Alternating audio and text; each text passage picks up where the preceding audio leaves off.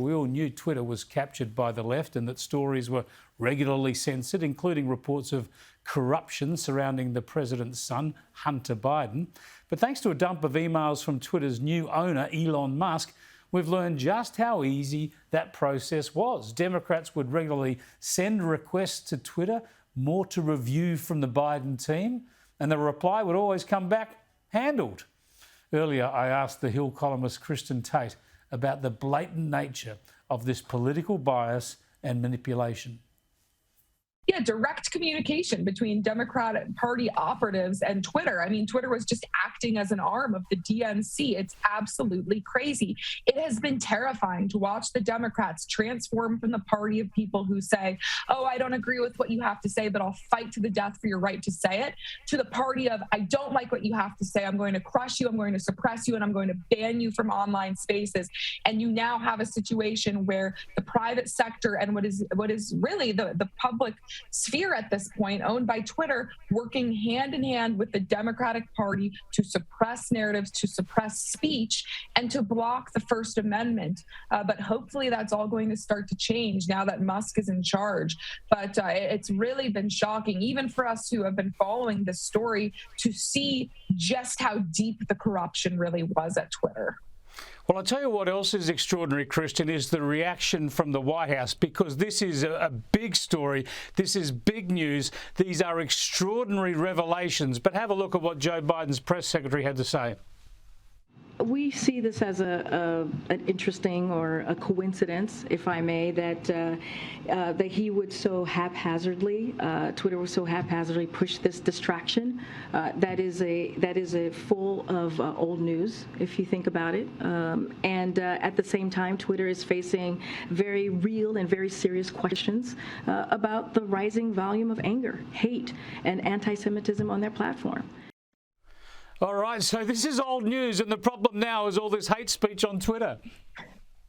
Well, of course, she's going to say that. They've got nothing else to say. They look terrible. But the good news for the Biden administration is they still have the whole mainstream media on their side. And what's been really astonishing, Chris, is as this story has come out, thanks to Elon Musk, journalists in the mainstream media haven't responded by saying, oh, you know, we really dropped the ball on this. We should have been reporting this. This makes us look terrible. Instead, they're attacking Musk and the journalist who broke the story about the corruption at Twitter with the Democrats. That is how corrupt the press and these mainstream journalists are. They have no self-reflection at all, but they are the best tool that the Democrats have and the Biden administration has. So even though now the rot has been exposed over at Twitter and hopefully it will be reformed, the Biden administration, they still have all these mainstream journalists covering for them and making excuses and just spinning the propaganda wheels. Yeah, they are so hypocritical. I often say with the Green Left media, and that's most of them, that it's never the principle. It's always the side that matters, the side of the political debate. Now, speaking of the side of the political debate, Donald Trump continues to create distractions. And now he's been out there defending in a very spirited fashion the rioters, the January 6th Capitol Hill rioters. Have a look at Donald Trump.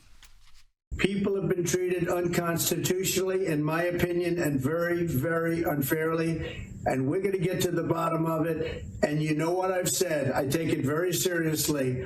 I have never seen anything like it. So, Kristen, how is this going to play out?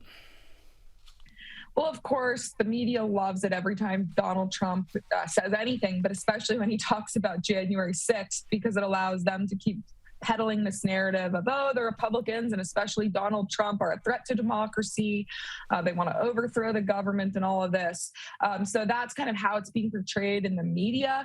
But Trump supporters, they stick with him through thick and thin. I don't really think at this point anything Donald Trump says is going to impact his support. The people who love him, love him. The people who hate him, hate him. That's kind of set in stone. He has a hard ceiling and a hard floor, and he never really gets above or below that. But I think Trump will be wise to kind of stop talking about January 6th and the 2016 and 2020 elections and kind of move on, focus on the issues. That's really what the American people care about right now.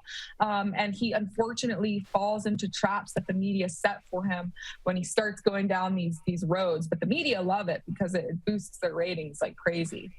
Yeah, talking about the future is often where it's at in politics, and he's stuck in the past for now. But another couple of people who love talking about the past and wallowing in their own introspection are, of course, Harry and Meghan. We've got to talk about that again because they got another trailer out for their upcoming documentary.